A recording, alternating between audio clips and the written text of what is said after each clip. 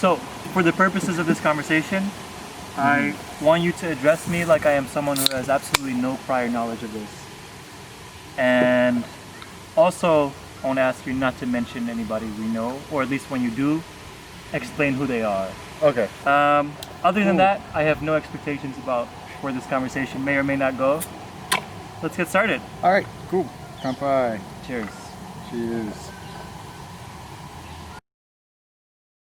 I think both for myself and for people that may be watching this, I want to have a good understanding and good feeling of what it feels like to have grown up Black in America, and to what kind of degree you felt subjected to some kind of racial profiling / pressure / stereotype. I want you to describe for me the first time you realized you were Black in a negative way. That's interesting. Okay. This isn't going to be 100% accurate, obviously, because I would have been a small child. And, Right. All that. But there are a couple glaring differences. I know that when I moved from New York to North Carolina as a kid, so the first time I remember, I don't remember exactly what age I was, but at a very, very young age, I remember being with my mom, and my mom's pretty fair-skinned. Okay. And I remember, and she passes as white sometimes, and I remember being with her in a diner, and leaving the diner, and it was just me and her, and then we get in the car, and there was a lot of staring happening, essentially. Okay. And I remember getting in the car, and I was like, why are they staring at us? Yeah. And then she was like, because, I don't remember her words exactly, so if you see this, Mom, and I misquote you, I'm sorry. But it essentially was along the lines of, your skin is, it looks a little different to me. They're not expecting to see... They're not expecting your mom to be with me, you, yeah. the kid. Which is funny, because if you see my mom, I look just like my fucking mom. The second thing, the one that felt a little more dramatic that I can put more of a finger on was definitely, moving back to North Carolina when I was, I think, 9 or 10. Yeah, it was just, it went from you're Black, but in New York, it was everyone's a lot of different colors. There's a lot of different cultures. When I moved down to North Carolina, it was boom. All of a sudden, there's 2 Black kids in the class. It was me, okay. One other kid. We don't fucking understand each other because, like I said, I'm coming from this multicultural Jamaican, all that shit background. Yeah, yeah. This dude just fucking Southern Black kid, and he doesn't want to have anything to do with me because I'm weird to him. And then there's just a bunch of fucking white kids, and then a Hispanic kid. Okay. 2. So it was 2 Black kids and 1 Hispanic kid. I think there might have been more than 1 Hispanic kid, but I was friends with one of them, right? How many kids to the class? Maybe 30. Okay. And so it's overwhelmingly white, dude. Just really white. And it's the difference between, just being around a lot of white people maybe in New York, where there is all these cultures mixing all the time. It's in the South, it's they're white and they're super aware that you're not white. Okay. Very aware, and they're very vocal about being aware that you're not white. Really? Yeah. And do you have any specific references to ways in which they let you know that you are not white or a part of them? Yeah, this one kid used to tell me I look like his poop. Really? Yeah, and so it's a lot of it is when it's these younger kids, it's before he gets into that vile Kids are evil, man. Yeah. Kids are the worst. So before it evolves into that actual violent, potent racism, I think you get with a lot of kids is you get a lot of passive ignorance learned from their parents. Right. And then you get that expressed in just childhood dickheadness. Because all kids are dicks, we just said, right? Kids, they don't have the prefrontal cortex. They don't think about, they don't have empathy, right? Exactly. So they just say shit. They say what's on their mind, but it's stuff that's been kind of So then you back that with a little bit of learned racism. Yeah. And then you take that to the next level. It's the person looks a lot different too. Right. Yeah, they're gonna start saying some weird shit, right? At least in places like New York or stuff, they're not gonna say those weirder things because they're usually used to seeing people who look different. So it's gonna be more the normal. I shouldn't say normal, but if you're poor, you're riding the bus, etc. That type of stupid shit. Yeah, yeah. But then in North Carolina, the first insult you get is, oh, your skin is darker than mine. It's immediately associated with that, right? Right. It's you're not like us. You're not a part of us. Yeah, exactly. So those are the 2 moments where, maybe it was glaring to me. I'm okay, I'm Black and it's different. To what degree do you or do others that you know of feel a certain anxiety about being black and being in these spaces? So like, do you mean like other black people? Like, to what degree do other black people I know? Yes. Or yourself. For you living in North Carolina, a place like that where it's the cultures are still farther apart, and so to what degree would you feel like, would you ever feel any sort of anxiety at all about it? Or yeah, definitely. Like as I grew up more, you're just, you know, you're in your group of friends and you're like the one black guy, yeah, you know, and then it really hit like around puberty, you know, when people started getting their own identities, styles. Yeah. People started to get interested in the opposite sex and stuff like that. Right. And then that's when you're like, okay, well, if you're at a school and it's like 2% black people, right? So, you know, everyone's getting their little crushes and stuff, and it's like a lot of non-black people, right? And so they tend to, like, you know, be attracted to non-black people. So when you're in this Right. group of, you know, maybe you're a group of friends, and it's like, oh, so and so and so and so have a crush on each other, so and so and so and so, and then you're like the one black person. You're like, oh wait, but like I don't look like these dudes that the girls So, have crushes on. right, you don't, yeah, like you're not one of them. You're like, nobody has a crush on you because there's no, right. Exactly. Yeah. And I know that doesn't always happen. And as you grow older, that phases out a bit, right? Yeah. So did that like in any way mess with your self-esteem a little bit? I think especially, yeah, for me. So I know that I very early on kind of got into subcultures, like, and by subcultures I mean like things like skateboarding and like you know, more like just not like more alternative styles of dressing, things like that. Right. Which, you know, reflects even to how I dress today and shit. But I got into that stuff very early because I already didn't feel normally like accepted by like the majority, right?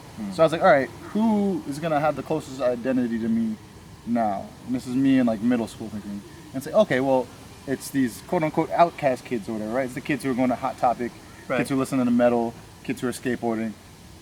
So I'm like, all right, I'm gonna go with them. They get it. Or so I thought, right? But Right. even when you get within that, it's still majority white.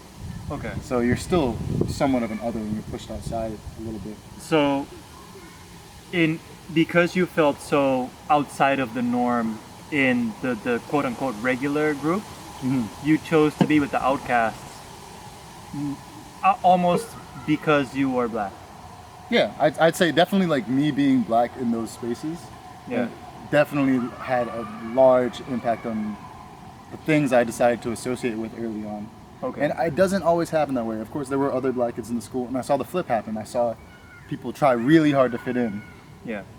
or to try to fit into where they'd be expected to. Like, for example, like, you know, everyone always expects black people to be athletically really gifted and stuff, right? And that's the thing is funny is that Yeah, like, yeah, I mean, like I'm not a non-athletic dude, and I actually played a lot of sports. Like I played basketball, I played baseball, right. and Stereotype. yeah, it's, Stereotype proven. so, That's but it's like no, that's the thing is like I played these things, but like I was so almost like kind of just like appalled at how I was treated by the majority of these people that even when like my parents or my mom was putting me into these things, I didn't want to be a part of them. I saw the opposite happen, I should say, where like I saw black people who like really went hard into like, you know, the sports, for example. Okay. Got really good at that, and of course that makes you popular, right? And they get accepted through that. People are like, Right. oh dude, yeah, star of the fucking basketball team, star of the football team. Right. And then, but it was the same thing. I would see them, and you know, then they would reject me at that point. It wasn't like there was a solidarity of blackness at that point. It was like they were like, I'm with the white So- folks now, and Yeah. they like me.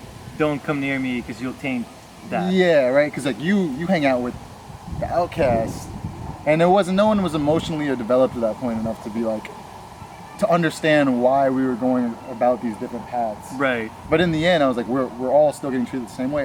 One thing that really like rings with me still to this day was when I was in 9th grade, there was a boy who I knew him in 7th grade. We were both in the band, Yeah. and he was a skinny, small boy.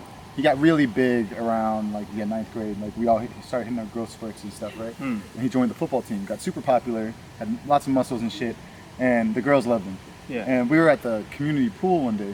They're like all like, you know, they're all talking to him. It's like, oh, he came to the pool, like let's all gas him up and shit, like treating him great. And I remember like he was talking to this one girl, and she said something about, because he was like he was darker than me, and he was like, oh yeah, like I'm not quite like, I'm not like ocean skin color, so I bathe in lemon every day to try to like lighten my skin a bit.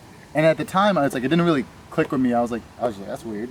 Yeah. How would you bathe in lemon juice? Like, that's fucking weird. And then it's like looking back, once I got a little older and I learned more about just the intrinsic white supremacy in like these cultures, and Right. and like the whole push towards like whiteness, right? He was literally trying to be more white. And that's a terrible, like we know now, is being in a place like Japan or being in Asia, Right. how like terrible of an issue skin whitening is, right? That's Yeah. like a trend. That's really bad. Yeah, yeah. And it's not good for your skin, like it's terrible. It's like people are out here like hurting themselves, harming themselves, and not in like some drastic way, not like, oh, I need to strip off this blackness. It was super casual to him. He was like, yeah, I bathed in some lemon juice, try to get lighter.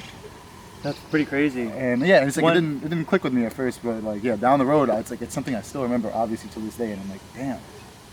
He really felt up. the need to like. And it's like, and to me, I'm like, you're already popular, dude. Like you fucking playing sports and they love you. Like, One thing that's funny that's really like striking me about this story is that you both felt like you had to go to like very far ends to get any sort of acceptance.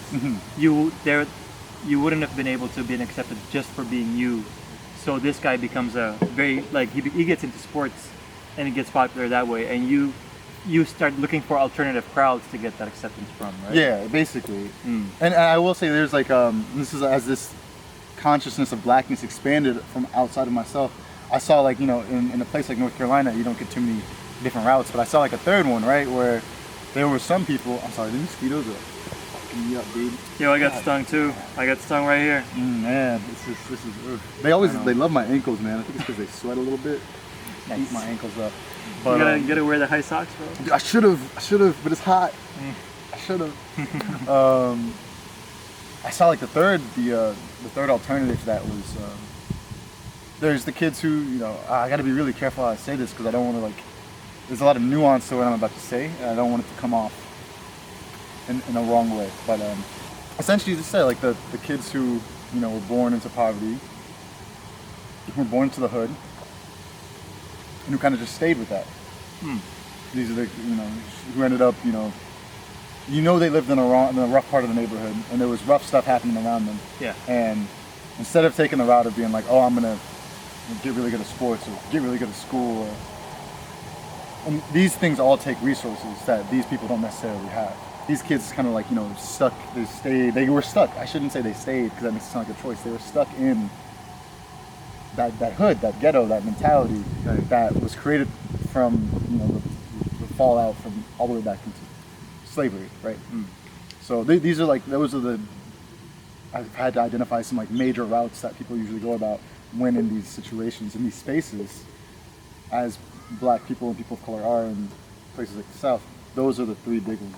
When I was growing up, I didn't quite understand. I still think a lot of people don't quite understand it now. Is that you're literally born into a different place. Like you're literally born in the hood, right? Yeah. You're born into the ghetto, and you don't get the same opportunities. Like, Yeah.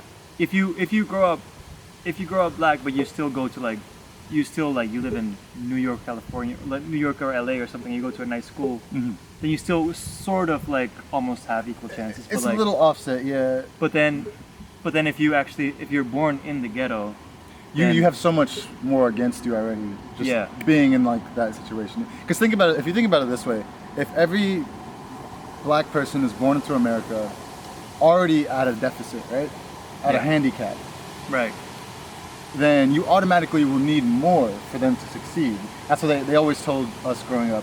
You have to work twice as hard as your white counterpart, right, to get the same thing.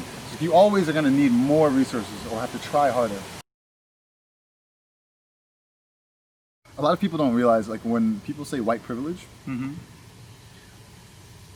that extends across the whole spectrum from the perverse whites to wealthy whites, right? right, And that works on multiple levels. And in one sense, if you're thinking about middle to upper class, it's in a sense a big glaring part of it, not the only part, but a big part of it is that these people have been allowed to create and amass wealth, to collect wealth and build on it for generations. right. since the dawn of America. Some of them since fucking before that, right? Right. Some people are descended of like the British people who came over here. You know what I'm saying? Yeah, yeah. And even the people who came over in the last like 2 centuries, Irish, things like that. Even then, they were allowed to, you know, build this wealth, collect it, buy things like land, get education, invest, create businesses, all that. Yeah. Black people weren't allowed to do any of that. One, we were in slavery until, you know, the 1800s, right? Yeah, yeah. And then, you know, it just was Juneteenth, right? Even after the Emancipation Proclamation, we weren't all freed until 2 years after, right? And so this is in the late 1800s. So even after that, we didn't have rights. We didn't have civil rights till end of the 60s. Yeah, that's not long ago at all. So imagine this whole time, without me getting into the intricacies of that, you can just say black people there were no laws protecting them, and they weren't allowed to gain this wealth, this education, right, these et cetera, that. They were literally outside the law. Yeah, right? yeah, and there's people, so like, yeah, they couldn't, you couldn't. So no matter how wealthy your parent or your grandparent is, chances are that before that, there's no money. Right. Because you just weren't allowed to, no one was allowed to have it. Like you could, and if they got it somehow, there was no repercussions from the government or from other white people taking it from them. And so one thing I will mention that I think, without getting into too much detail, is like the burning of Black Wall Street. There was actually a community in the Midwest of black professionals that was, it was almost majority black, and it was building up very quickly. It was developing very fast. It was just, yeah, the strong community. What were they doing? It's just like a strong community of black wealth. It's like the same way you'd have like think about how we have Silicon Valley now. Okay. A popping community of white people creating a bunch of companies and shit like that. Right. It was that, but for black people in the 20s. Okay. I think it was the 20s, yeah. But and it was I think it was Tulsa it was in, but don't quote me on that. But yeah, it was essentially like, yeah, it was just this very just bustling, robust community of black people who were doctors, lawyers, researchers, academics, doing dope shit, owning businesses, all that. Yeah. One day, a white woman accused a black guy of raping her in the elevator, which was later proven false. But because of that, a group of white men tried to come and lynch him, and it started it exploded into these riots, and the whole city burnt down. And instead of the government, as you would expect, like what would happen now, sending in people to protect the neighborhood, to prevent things from getting destroyed, to keep the peace, they kind of just came in and just shit on the black people too. They helped destroy things. They let the city burn. Wow. They arrested black people for nothing, and then the city was just destroyed. It was never rebuilt. None of these people were ever compensated for. So that's just one good example of what was happening all over the country. Yeah, in all sorts of levels. Right? Yeah, exactly. All over the board. So it's like, yeah, we weren't allowed to, you know, gain. We just weren't allowed to gain things. We weren't allowed to collect and just have things that we could pass on and help the next generation with. One thing that was pretty crazy to me was I heard you and your younger brother talk about something. I was at your place, and you said, I forgot which one of you brought it up, but you were talking about getting anxiety when you see a police car in Japan. Ah, yeah. And then you said, like, Austin said, like, I think your brother said, I still sometimes get anxiety when I see a police car. And then you said, oh, for me that lasted like months. Yeah. When I came to Japan. Could you elaborate on that? Yeah, so essentially, like, you know, I mean, this one's pretty easy, I think, to answer. It's like, you can see it's very visible now. This shit has been happening for a long time, but it's just very visible now that, you know, we get killed by police. We get treated different by police. Okay. The police force, the way, the structure that the police is now, let's bring it back to post-slavery. Yeah. Essentially, when slavery was ended, they decided they needed a way to keep free labor. So they created what are called pig laws, which are all these stupid little laws that you could break really easily, that they were really only enforced on black people. And it was ones that were targeted on black people. Like, you can't walk around with no shoes, because black people are too poor to afford shoes, because they just came out of slavery and they've got no jobs and no one's hiring them, you know? Yeah. So it's like a lot of stuff like that. And they use it to essentially build up a prison population that would have to do near free, if not near free, well, near free, if not free labor, right? Right. Essentially, a lot of our prisons now are not government-owned facilities. They're money. They're meant to make a profit. They're owned by people. They're owned by corporations, and they're used to create money. So it's not just like, what you would think growing up from what you're told, and what some countries do, right, is you think the prison is a place to send someone for rehabilitation, right? Yes. But what it's become instead, at least in America, is it is a money-making factory. It's a way to you get free labor, you feed them the minimum, you treat them with the minimum amount of money involved, and then you have them work. And you pay them 10 cents. And you say, well, you can't do anything else while you're in here. You might as well fold these boxes. You might as well make these license plates. You might as well just run these factory lines. Yeah. And we'll pay you 10 cents an hour, and at least you'll have that 10 cents an hour when you get out of prison, right? So what are you gonna say? You're not gonna do it, no, right? Right. You're gonna do that. Sometimes they make you do it. Sometimes it's not a choice, right? And it's a system. And it shouldn't be. It shouldn't be a capitalist entity. I like those sandals a lot, but it shouldn't be like a capitalist machine, right? It shouldn't be. The purpose of it shouldn't be to make money, but that is what a lot of them are. They make money. Still today. Yeah. No, this is even worse now. It's like, so yeah, because they're making these people work to do these things, and they're going and they're selling those products at full price, right? Yeah. So they're making money, and people who own the prisons, the warden, all that, they're all just getting paid off that. So they don't want prisoners to leave. Oh no, you want to keep the prison full, dude. You want to keep it stocked up, because then you got more workers. So yeah, and it's like I said, these were made, and the modern police force was made after slavery, and you saw the prison population, the jail population at the time, went from like 95% white to like 90% black within just like a decade. So you can clearly see the intent, right? Yeah. And that has just lasted and evolved over the last century and a half. A very modern example of how this works is the war on drugs. Right? When I think was it Nixon or Reagan, they decided we're gonna do a war on drugs in America. Think about it, because weed wasn't very heavily criminalized. Yeah. In like before the 60s, 50s. Cocaine wasn't a really big problem. Crack cocaine wasn't really an issue. Right. That wasn't even there yet. They did this to the gay community too. AIDS wasn't really an issue. Right. There's actually proof, and you can look this up, or I can find it later and like pass links along to you to put into the description. But there's literal proof about the CIA collaborating with drug cartels, importing cocaine, distributing it to dealers in black communities, and getting them to get people hooked on crack and to sell drugs. Imagine they just pretty much what they did, and like to keep it really short, is they put a bunch of drugs in the communities, the black communities, and then they said, oh, by the way, if you have these drugs, you're going to jail for longer than a murderer would, longer than a rapist would. You're going to get 3 times the amount of time served. What year was this? That happened, like I said, it was either Reagan or Nixon. I don't remember off the top of my head. So that will be the 70s? Yeah, around the 70s is when it hit. And it's when you hear about the epidemics, the drug epidemic hitting America, it's all a narrative written. These things did not happen just naturally. Let's say you're in North Carolina, hanging out with your buddies, you're drinking a little bit. Evening time, cop car pulls up. How do you feel? Oh, like terrified, dude.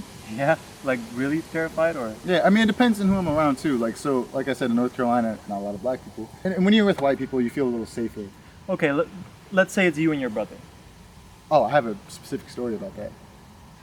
Okay. So, I think it was right after Philandro Castile got shot. I think that's his name.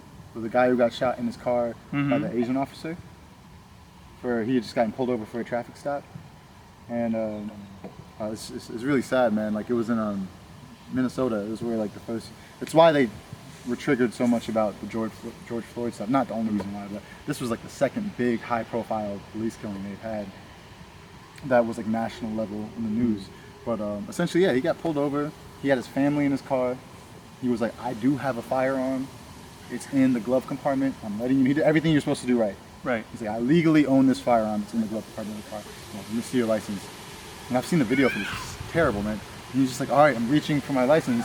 And then the cop just goes like, stop, stop, stop. And then shoots him like 4 times.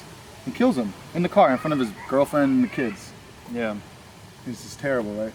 So it was right after that, and me and my brother were driving my dad's car. Mm-hmm. And this is not the car I always drive. I don't know how all the buttons and trinkets work. But we're driving home from something, and the lights just go off. And it's illegal to drive at night on the highway without your lights on. So, Okay. So we're like, oh shit. And we're like 1 exit away from being home. Okay. And we're like, oh fuck, we're gonna get pulled over. And then lo and behold, as soon as we were like, oh, we're gonna get pulled over, lights go on. And we had already moved. You mean police lights go on? Yeah. Not the car lights. Not the car lights, sorry. Police lights go on. We're already like moving over to the slow lane, right? Because we're like, we're gonna need to pull over as soon as we can't get this fixed. Yeah. But before we could even do that, police lights go on. Pull us over. We were freaking the fuck out, dude. We were just freaked out. Like, yeah, immediately we're both like, hands like out in the front on the steering wheel, on the dash. We're just like staying there ready. I'd already lowered the window before he even got there. I was like, I don't want to have no chance of my hands going, and he'd be like, I didn't see where his hands were going. Right. Yeah, we're just like ready, and he came up, and I was like, hey, good evening, officer. How you doing? Yeah, no, we just there's a malfunction with the car. We don't know why the lights are on. And he was like, can I see your ID? And I was like, yeah, it's not my car. It's my dad's car. I'm gonna like slowly reach for it. It was very, very tense. Luckily, the officer he's a pretty chill guy. He was like, he's like, where are you headed to? I was like, this is our exit right here. You could literally see the exit. It was like 50 meters away. Okay. I was like, this is our exit right here. We just live right off the exit. We don't know why the car lights stopped working. Mm-hmm. He's like, all right, well, you're really close, so just get home. Make sure you get that fixed. Okay. But we were super freaked out, man. Yeah. Going into that, yeah. Okay, so one thing I want to talk about is, I guess it's beauty standards. Yeah. That came in so naturally. We talked about this a little bit off camera just now, but you were telling me a minute ago about how you never see quote unquote black hair. How do you describe that hair? So beauty standard for a while was very light. You know, it was very. You see this in even think about music videos and pop stars in the 2000s. They weren't thick. Right. It was the beauty standard was what was most attainable for white people, right? Yeah. It brings back the age-old question: why was Beyonce the #1 in Destiny's Child? She had the blonde hair, right? Exactly. Yeah. So what I was saying earlier was that I was not allowed to grow my hair out until I was about 15, and that wasn't because it was like, oh, at 15 you can do what you want. It was because at 15 I had enough balls to be like, I'm doing what I want, and I started growing my hair out. Yeah. And that comes from a bit of it is like the kind of internalized racism, where the community tells itself, you can't look like this because white people will treat you a certain way. So it was like my mom was always like. So wait, to put it simply, you can't grow your hair out because it'll curl, and then white people will treat you more black. Or even if not even just natural, like if it was dreads, braids, those were viewed as hairstyles for like violent people, drug dealers, gangbangers, things like this. So like my mom was like, no, you can't do that. And my grandparents, they would, if my hair was just growing out a little, they'd be like, oh, it's getting nappy. Oh, you look like a Rasta man. Oh, you look like you. And it's things like that, right? And it's like essentially just denoting it to you look like this stereotype that white people have set for what a violent criminal should be. And when I even decided to grow it, like, I have black hair. Yeah. A lot of black people can grow hair like mine. It's nothing that special. We have a wide range of textures and curl types and all that stuff. But even I remember when I first started growing it in high school in like 2010, and I even had other black people like, oh, how did your hair get like that? Oh, it's you have nice curls. Are you mixed? And like, it's not about being mixed. If you grew your hair out the same way, it would look the same. And then I realized at that point, I'm like, y'all have never seen your natural hair. because it was so internalized, like that. Oh, we have to look exactly how the white society wants us to look. Yeah. We have to have the clean cut, the shade, or they're gonna think we're hoodlums, right? If you had dreads, if you had braids, you were treated a certain way. You were more prone to being treated violently by So police and simply, things like that. simply by the act of letting your hair grow, you would get treated worse. Exactly. Yeah. Wow. So weird that back then, like, it was so astonishing to people, even within the black community. It's like, wow, you can do that with your hair? And I'm like, yeah. And I remember that's even how I learned how to do it was, I wouldn't have known that until my dad grew out his hair when I was about 12, 13, started growing it out. And I thought it was so cool because I was like, I was really into Naruto at the time. And I don't know, you've seen my hair a little shorter than this, right? Like, Yes. well, like, quite a bit shorter, actually. Yeah, yeah. You know, it's like it almost looks like, you know, the spiky, like, from like a silhouette stance. It almost looks like yeah. It's dope. Yeah. And so I remember like my dad was growing out his hair and I was like, yo, my dad looks like Naruto, but black. It's sick. So I was like, I'm trying to get this identity and form a style, you know, in like high school. So from that day on, you were gonna be the Black Naruto? Yeah, I was like, I'm gonna grow my hair. I remember I did it at my grandparents'. This is how I snaked my mom. I was at my grandma's. My grandma's more chill, and I was like, my not Jamaican grandma, my Black American grandma, and I was like, yeah, I'm gonna grow my hair. Can you help me get like the whatever I have to use to treat my hair, like conditioner and stuff? And she's like, yeah. And then I grew it out, and I went back home, and mom was like, oh my god. But then at that point, I already had my grandparents and my dad on my side, so they were like, let the boy grow his hair. Would you be up to recount a story about, you told me once about driving through South Carolina and being out of gas. I'm surprised you remember that one. Yeah, oh, That one really stuck with me. That one was crazy, dude. All right, so it was actually like, for those who don't know, I was about 19 at the time, and I was driving from Atlanta to Charlotte, North Carolina, to go to the Japanese festival because I was taking my friend Ren, who was half Japanese, half black, and then my brother was with me also. So yeah, we were like, we're gonna knock this all out in one go. We're driving there, and we get really low on gas, and we're like, all right, we're gonna stop at the next gas station, and we're in South Carolina. We pull off, some nice big Sheets, I think it was, or was it a Quick Trip? For those who know, it's a little Easter egg. A what? It's a type of gas station. Oh, okay. Just the people who know will be like, oh shit, I know Sheets, I know Quick Trip. But okay. yeah, we pulled off and immediately we're like, oh, this is a bad idea. We're pulling up and there's like, this is right after the Confederate flag got banned in America. Okay. And there was like 30 white people, like redneck white people in pickup trucks and shit, a bunch of Confederate flags meeting up at the gas station. And then my brother was like, dude, we have to go to the next gas station. And I was like, we are out of gas. We were empty, dude. Like, we have to fill up here. So we pull in, and all of them are just like following us as we're driving in. We're like, oh my god, oh shit. So we pull up, and I was like, all right, y'all stay with the car. I have to go run in and pay for the pump, right? Yeah. And so I run in, and I'm talking to the guy. I'm like, yo, what's happening? He's like, I think it's like a rally, like a Confederate flag rally. You guys should probably leave like as soon as possible. Really? Yeah, and I was like, yeah, nah, I'm not planning on hanging out here, don't worry. Yeah. And so I'm going outside and I'm pumping gas and they're just staring us down, waving the fucking flags, dude.